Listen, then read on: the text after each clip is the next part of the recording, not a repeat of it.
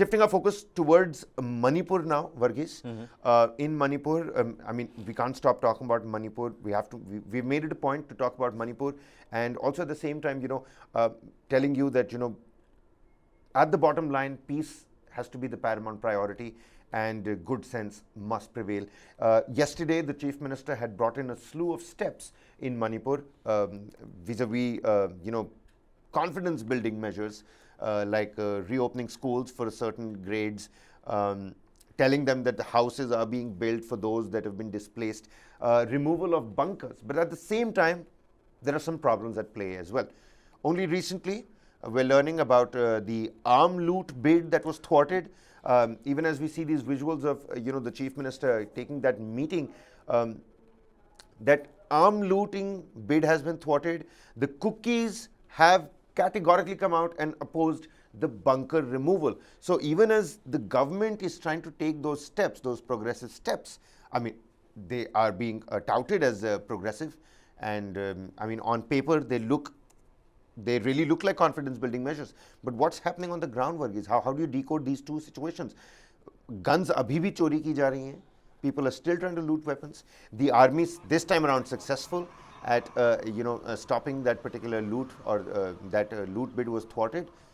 And Kukis are openly opposing the removal of bunkers.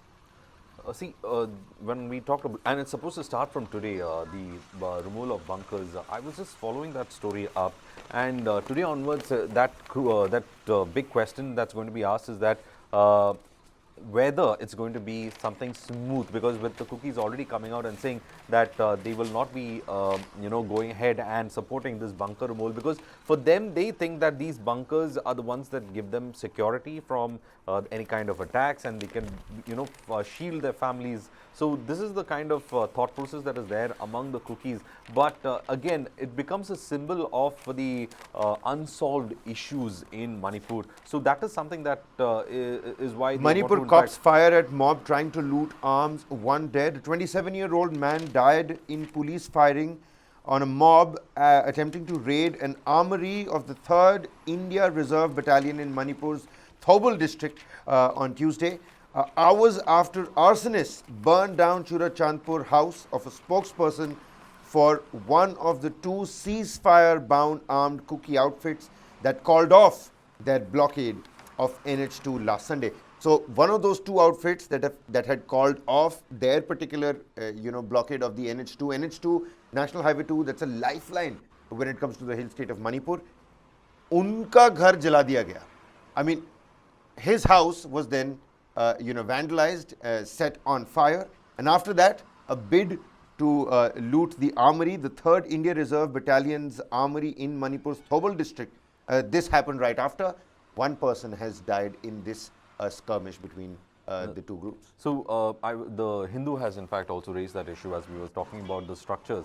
Kuki groups say they will oppose the move as they are using the structures to defend their villages in fresh violence. Of course, we spoke about the attempt to loot the police camp in Thwarted. The rudimentary bunkers varying from sandbags to tin boards were set up by members of the Kuki and Metis communities in areas where settlements of two communities are adjacent to each other. So, I mean, just imagine how that sentence is there that has been framed over there, which gives you an idea about this is happening in areas where both the populations are interspersed. So it is technically a de facto kind of a checkpost and a border situation that you're seeing over there. And these areas, that is why the government is trying to remove these bunkers, because though it is providing for the Kukis the kind of protection they want, or the Metis communities in Kuki area the kind of protection that they want, it still becomes a symbol of the divide, and they don't want it to be used against each other. So that is why it is important that these bunkers are removed. Now, this another thing about the weapons that are there. More than 4,000 weapons and lakhs of ammunition have been looted from the police camps in Manipur since May 3rd, while close to 1,150 weapons have been returned. Many sophisticated weapons are still with the public. A government official said insurgent groups who have entered from Myanmar are using the stolen weapons to attack the civilians. So, militants yes, have military-grade bulletproof jackets, they've got military-grade helmets, and at the same time, they've got military-grade sophisticated You're talking about your machine guns. self-loading rifles and your SLRs and the LMGs that are there. They are having, and they have the ammunition for it also. Lacks of ammunition is also doing the rounds. So that is the worrying factor of it, because right now there's so much of weapons in circulation as well. Now, it doesn't stop there, right? You have the attack on this armory as well. That shows that there is impunity when it comes to looting of arms, and probably this is the first time you have them spotting an attempt to do that. So clearly, right now the situation is not conducive. But somewhere something has to start. By the way, Kabir, today onwards, the schools are going to reopen as well. I'm glad nobody's come out and opposed that so far. A lot of people are but saying is that the it is a wrong situation situation. conducive for Exactly, that's the students to question go a to lot of school? people are asking about, whether it is conducive for schools to reopen. But I mean, it's great. it is kind of trying a to great bring a kind of confidence building measure on paper, but I mean, if you were in Manipur, would you send your offspring to school? well, as a parent, I would be worried because the situation is not conducive. So though on paper it looks like a great announcement and it's an effort to bring some kind of normalcy. The question is whether Would really appreciate you all would trust, watching to the show right now to really get down in the comment section and tell us. I mean, what's your opinion? I mean, this confidence building measure. I mean, people are saying it's the right step forward, at least on paper. There is a progressive step that the government has taken. But would you send your child to school, given the circumstances, the tenuous state of the state? I don't understand how this is a confidence building measure. And the seniors are still at home. It's the juniors who have to go to school. So till grade 8 is what, first to grade 8 students, for them schools have been opened up.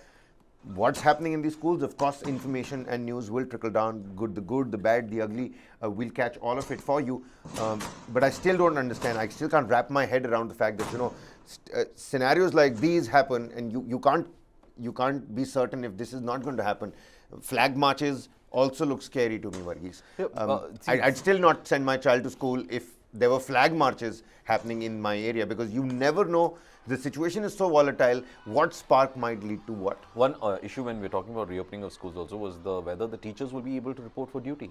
That was the other question that was asked by a lot of people, because teachers, of course, come from both the communities and from the Nagas, the Kukis, as well as Metis. Are they confident to venture out to go to these schools? Are they able to go and report for duty? That's another big question, because most of them have been displaced as well. There's a huge population that has been displaced. So how are you planning to run the schools? I mean, I don't know. The fact remains is that, and plus an attempt to loot an armory yesterday. So, and all of this is happening the same day when the chief minister had that meeting. We were playing those shots earlier, and he's come out with steps which he thinks are going to, at least let the people think that, the government is doing something. But the very same day, an armory is looted.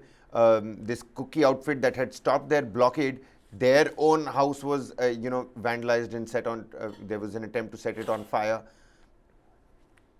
and I'm just reading some of the way the violence is being said. Okay, mob had laid roadblocks to prevent movement of reinforcements. However, additional columns of Assam Rifles and Rapid Action Forces were able to induct, and the situation was brought under control by synergized efforts of security forces, the army said. Now, this is with regard to the weapons looting attempt at Thwarted district. So, finally, there is some kind of synergy between the various paramilitary forces, the army and the police. So, that is why they were able to stop the arms from being looted. So, that is, a welcome move, because one of the biggest issues that they faced on the ground was how to synergize all these paramilitary forces along with the army, especially trying to bring in some semblance of law and order on the ground. But finally, it looks like there is some command and structure working right now to bring situation under control.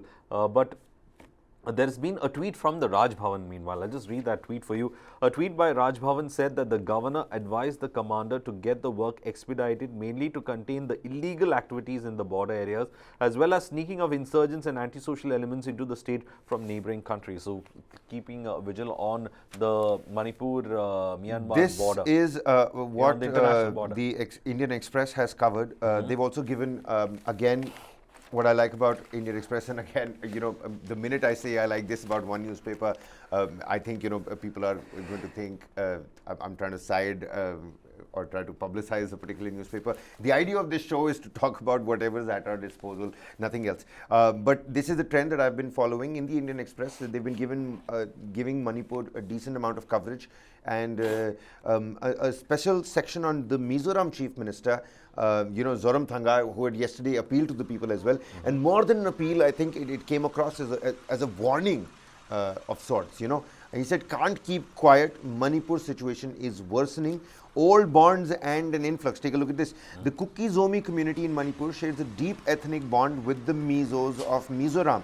Since the violence began, thousands from the community have sought refuge in Mizoram. In his Twitter post on Tuesday, Zoramthanga put their number at 12,000. So God knows how many thousands actually displaced. At least 12,000 are in Mizoram. So it's not just a problem for Manipur now, it's a problem for the neighboring states as well. The mob targeting the security camp for arms, one person has been killed, but the bottom line still remains that there are people with sophisticated weapons. And take a look at that. That's the visual that I was talking about. Look at the sophisticated weapons in... They have Kevlar helmets, they have bulletproof jackets, and they have... That's not a security personnel, by the way. That's actually quite worrying then, the kind of arms and, the kind of equipment that's... And a soldier was shot at. This is what I was getting at. So, one person has been killed, a mob targets a security camp. Whatever is happening in between these Kuki outfits, that is saying, okay, Varghese, you lifted that blockade, so why did you lift that blockade? I mean, don't you have to come and consider talking to us as well? You're talking about the highway blockade. The highway blockade. So, Kukis have attacked another Kuki outfit because one Kuki outfit lifted that highway blockade. That is, that's another... There's an infighting going on. Happening between... People have sophisticated arms. Amidst all of this, children are being asked to go to school. Amidst all of this, bunkers are now being removed, where the Kukis have openly and clearly opposed the removal of bunkers. There are nearly 40,000 plus boots on the ground that have been deployed on the ground. Still, thwarting one bid to loot an armory is news for us. Yes, because it's a headline. You know why? Because over the last 2 months, from May 3rd onwards, we've only heard about armories being looted. And we have seen how with impunity mobs have been able to loot these armories, and also the ammunition was being taken out. The questions were being raised as to who were manning it and why it was so easy for these mobs to get hold on arms. So that is something that has always been asked, and probably this is the first time we are seeing a story about how a synergized factor about all these people coming together. Certainly. And being able to thwart the loot of this armory. So that's actually making news, but sadly it's making news after 2 months. So, should you send your children to school in such a situation? Well, it's good for confidence building measures on paper, but in reality, the ground reality seems to be in a stark contrast.